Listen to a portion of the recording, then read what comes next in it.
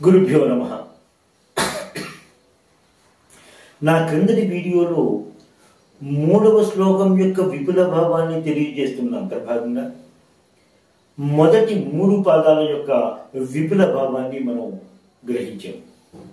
ఇంకా 4వ పాదానికి వచ్చినప్పుడు జన్మ జలదౌ నిమగ్నానాం దంష్ట్రామురరిపు వరాహస్య భవతి. జన్మ జలదౌ, జన్మము మరణము జన్మము మరణము అనేటువంటి ఈ చక్రములో మునిగి తేలుతున్న వానికి, సంసార సాగరంలో మునిగి తేలుతున్న వ్యక్తికి అమ్మవారి యొక్క పాద పరాగ రేణువుల సముదాయము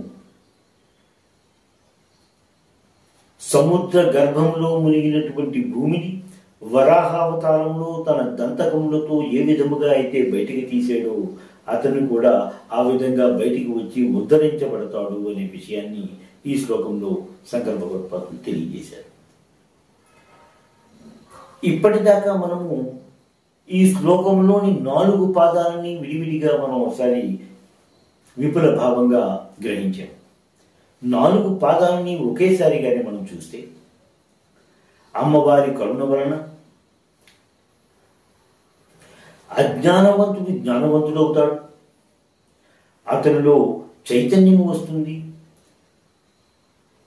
ధర్మబద్ధముగా అతను ధన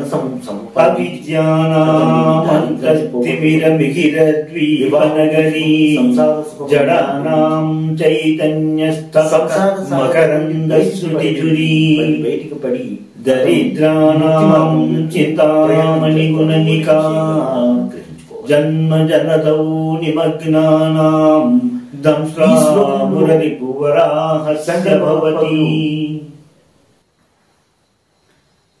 చైతన్య స్తబకము అని చెప్పారు. చైతన్య స్తబకము అంటే అప్పుడే వికసించిన పూల సముదాయము.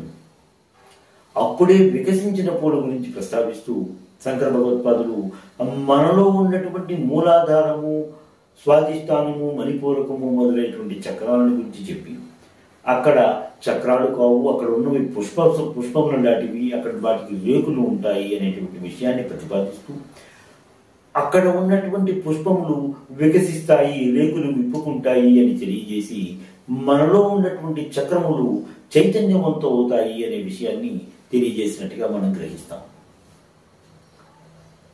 ఈ శ్లోకంలో శంకర భగవత్పాదులు దంష్ట్రా అన్న పదాన్ని ప్రయోగించారు.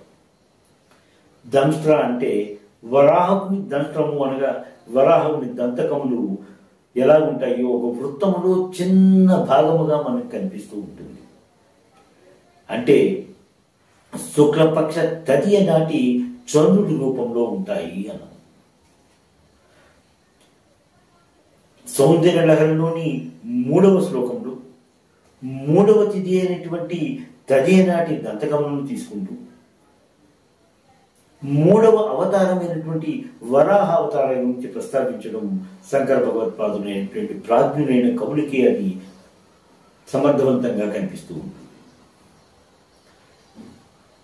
ఈ శ్లోకంలో మొదటి పాదంలో చెప్పినట్టుగా మిగిర ద్వీపనగరి అని ఉన్నది. అంతేకాకుండా కొన్ని గ్రంథాలలో మిగిరోద్దీపనగరి అని కూడా కనిపిస్తూ ఉంటుంది. మిగిరోద్దీపనగరి అన్న చోట 12 ఆదిత్యుల గురించి ప్రస్తావించినట్టుగా మనం గ్రహిస్తూ, 12 ఆదిత్యులు ఏ విధంగా అతని జీవితాన్ని ప్రకాశవంతం చేసి ఆ పట్టణాన్ని ప్రకాశవంతం చేస్తాయో, అలాగే అజ్ఞానం అనేటువంటి గాఢాంధకారంలో మునిగి ఉన్న వ్యక్తిని ఆ 12 ఆదిత్యులు ప్రకాశవంతం చేస్తారు, జ్ఞానాన్ని ఇస్తాయి అనే విషయంగా అక్కడ తెలుసుకున్నారు. అంటే ఈ 2 విషయాలలో కూడా పెద్ద భావములో పెద్ద తేడా లేదు కాబట్టి ఏదైనా ఉన్నట్టుగా ఆ పాఠాంతరాన్ని మనం అంగీకరిస్తున్నాం.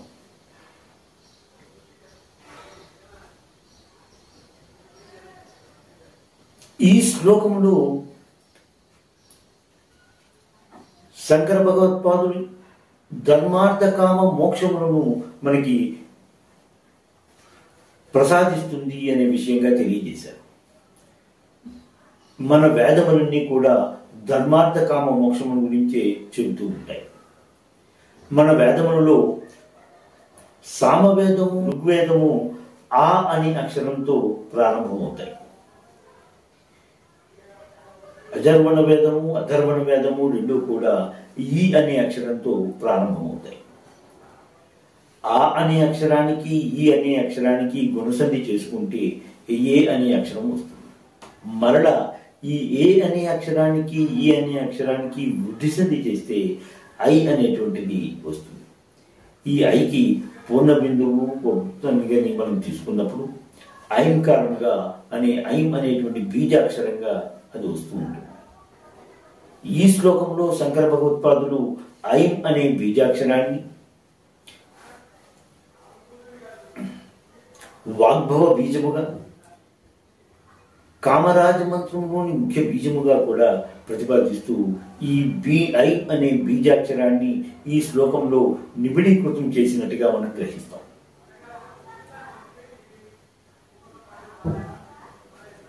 లలితా సహస్రనామంలోని ఉద్యద్భాను సహస్రాభ, తరుణాదిత్య పాటల, సంసార పంక నిర్మగ్న సముద్రణ పండిత, స్వరోదితాయి, చింతామణి గృహంతస్థ అనేటువంటి నామాలు ఈ శ్లోక భావానికి దగ్గరగా ఉన్నట్టుగా మనం గ్రహిస్తాం. ఈ శ్లోక భావానికి దగ్గరగా ఉన్నటువంటిగా గణపతిని కూడా తన ఉమా సహస్రంలో 2 శ్లోకాలను అయితే రచించారు. అంతఃస్థిమిరాణం విదదాతు అని చెప్తూ మనలో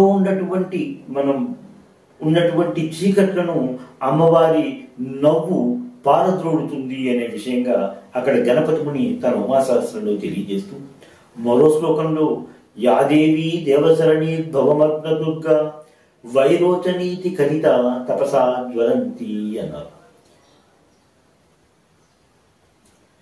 భవమగ్న దుర్గా అంటూ అంటే సంసార సాగరంలో మునిగి ఉన్న వారిని అమ్మవారు బయటికి తీస్తుంది అనే విధంగా చెప్తూ అదే దేవసరణి అని తెలియజేసుకుంటూ కూడా ఇహపర లోకములలో అమ్మవారి యొక్క చైతన్య స్వరూపము ఒక మార్గదర్శకంగా నిలుస్తుంది అని గణపతిని తన ఉమాసహస్రంలో తెలియజేసినట్టుగా మనకు కనిపిస్తూ ఉంటుంది. ఈ 2 కూడా ఈ శ్లోక భావానికి దగ్గర ఉన్నట్టుగా మనం గ్రహిస్తాం. ఈ శ్లోకంకు యంత్రముగా ఒక షట్కోణమును నిర్మించుకుని ఆ షట్కోణము యొక్క కోణముల బయట 6 త్రిశూలను లిఖించుకుని రాగి రేకు పైన కానీ బంగారు రేకు కానీ యంత్రముగా దీన్ని లిఖింపజేసుకుని ఈ యంత్రాన్ని ఈశాన్య దిక్కుగా కూర్చుని 15 దినములు పూజించి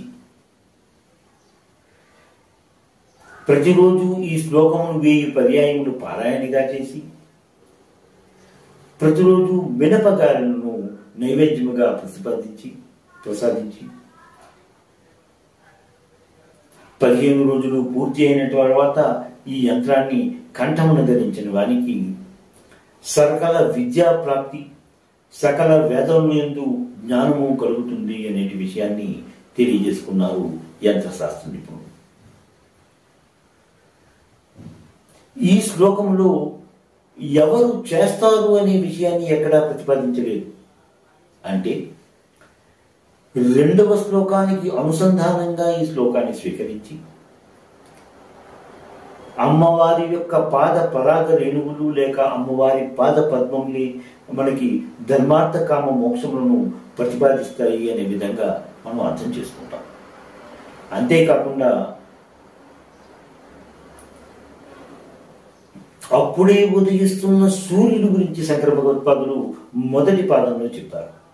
అప్పుడే ఉదయిస్తున్న సూర్యుడు ఎర్రగా ఉంటాడు. ఎరుపుదనాన్ని అమ్మవారి యొక్క కరుణగా మనం అందరం గ్రహిస్తూ ఉంటాం. అంటే అమ్మవారి యొక్క కరుణ, అమ్మవారి యొక్క పాద పరాగరేణువులు లేక పాద పద్మములు ఇవన్నీ కూడా అంటే ధర్మార్థ కామ మోక్షములను మనకి ప్రసాదిస్తాయి అనే విషయాన్ని మనం గ్రహించాలి.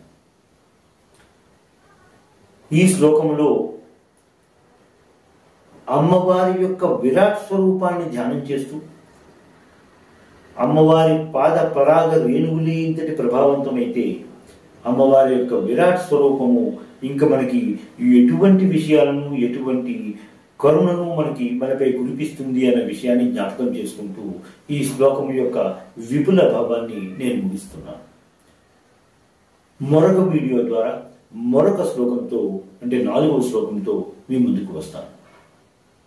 శ్రీమాత్రే నమః. స్వస్తి. ఎంతో అధ్యయనం చేసి ఈ సౌందర్యలహరి వీడియోలను మీకు అందిస్తున్న మమ్మల్ని మీరు అందరూ ఆదరిస్తారని మేము ఆశిస్తున్నాము. దయచేసి మా ఈ వీడియోలను లైక్ చేసి సబ్స్క్రైబ్ చేయండి.